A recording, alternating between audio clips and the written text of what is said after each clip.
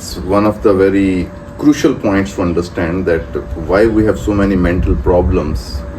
And the solution to that is that if your mind is busy, if your creative energy of the mind, which is Saraswati, is busy in learning something new, and also you are applying that into your action, into your Kriya Shakti, as well as it will direct your desire energy, the vital force, into learning something new and manifesting, that will solve your basic issues of desire, lust and everything else, which are psychological, not the need, but the using of sexual energy by the mind to stimulate itself and feel entertained.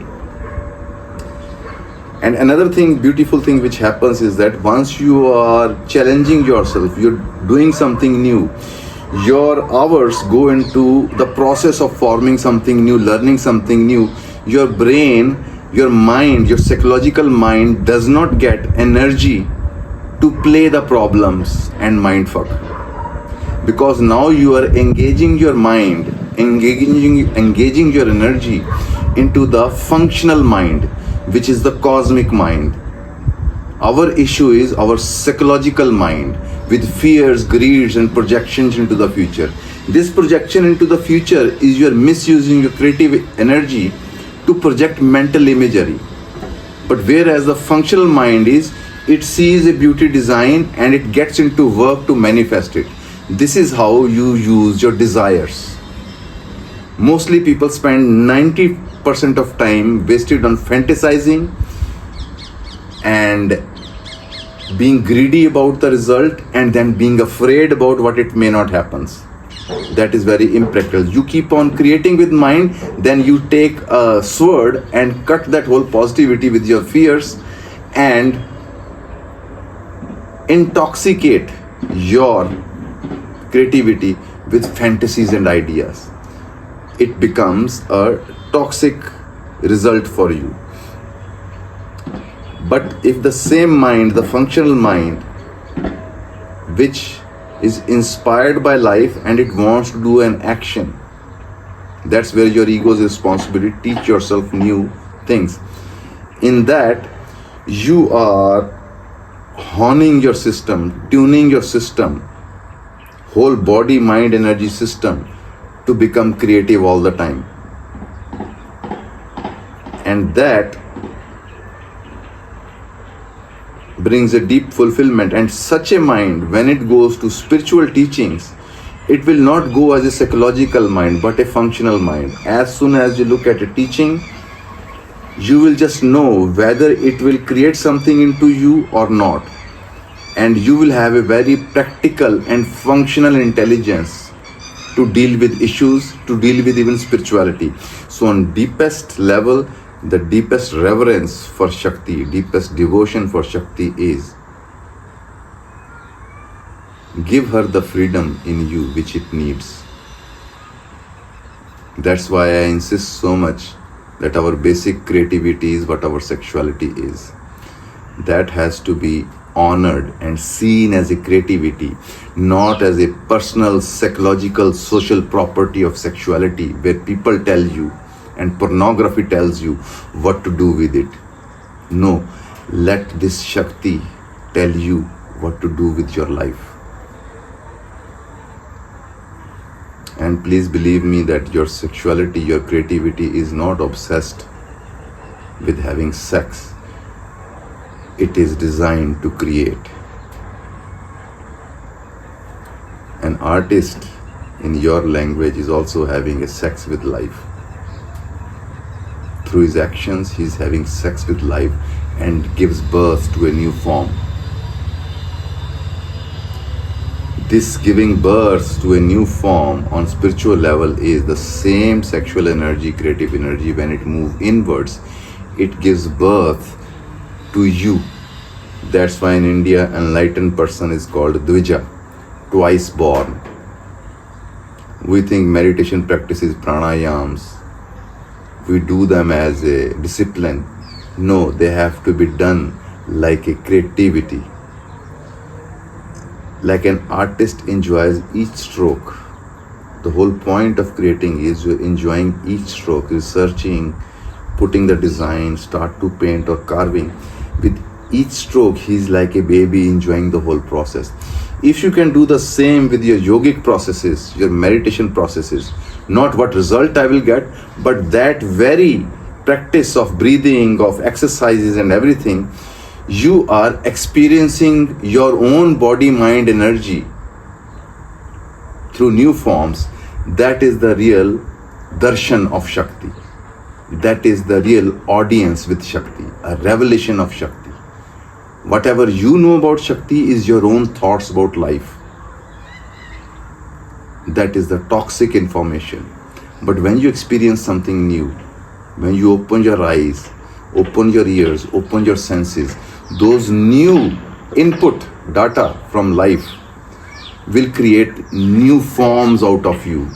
And that's where the creativity is activating you and is asking you to form something new. And this essential creative psychology, energy and body, on physical level you learn something, on emotional level you learn something new. Keep on training your system with new things. You will see you will be the most alive person, because you're constantly excited to manifest something new. And that will benefit the job you are doing, which you call boring. That will benefit your relation, which has become boring or which you will make boring because of your psychology.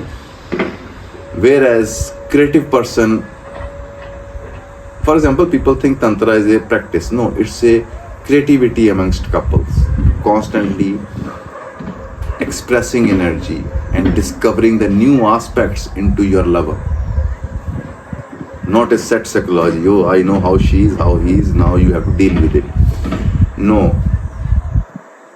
As you can create a new painting, new life, similarly in another human being in relation, you can give birth to their new form by your worship, by your reverence, by your adoration of the person.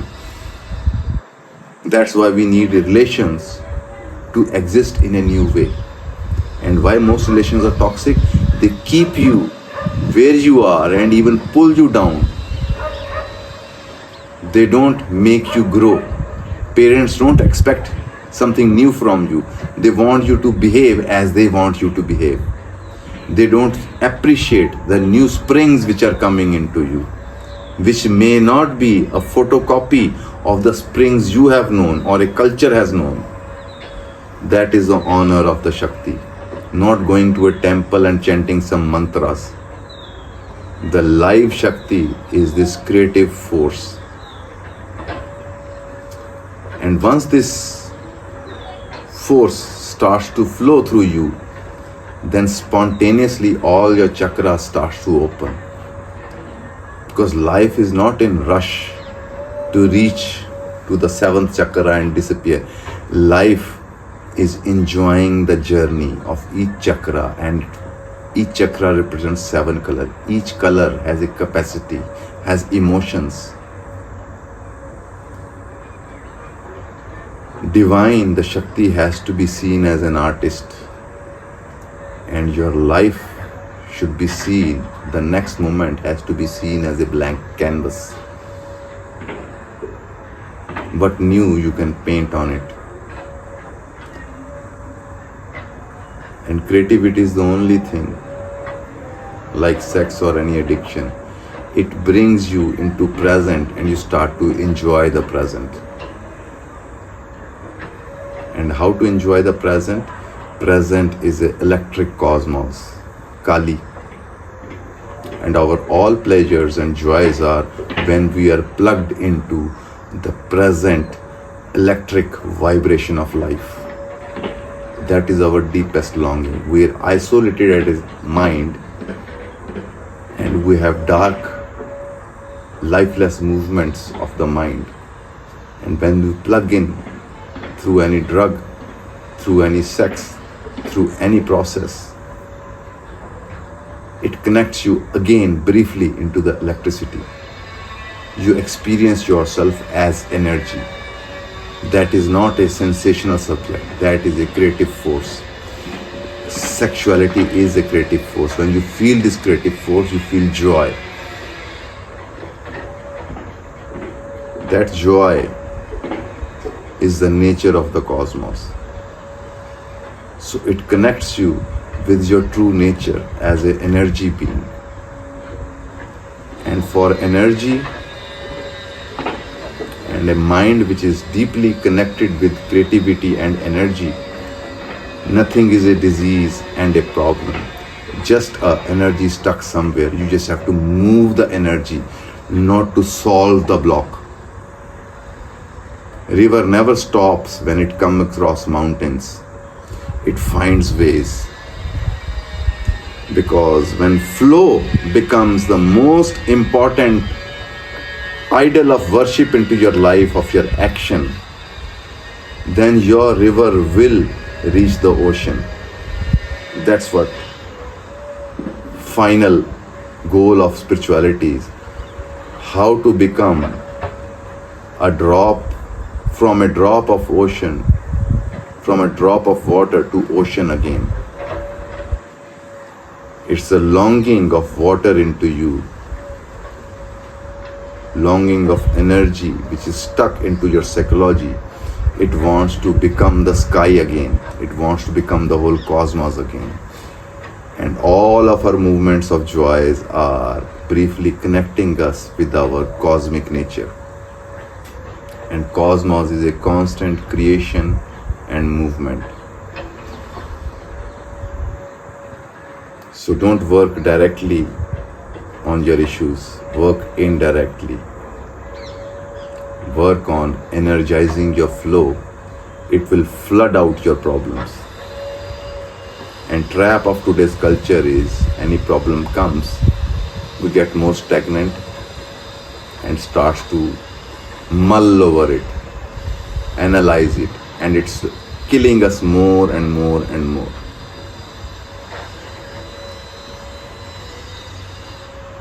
So when you are into this creative process, so any mantra, any practice you work on, now you know you are not using it as a tool for future, but you're using it as a goal to experience yourself in this moment.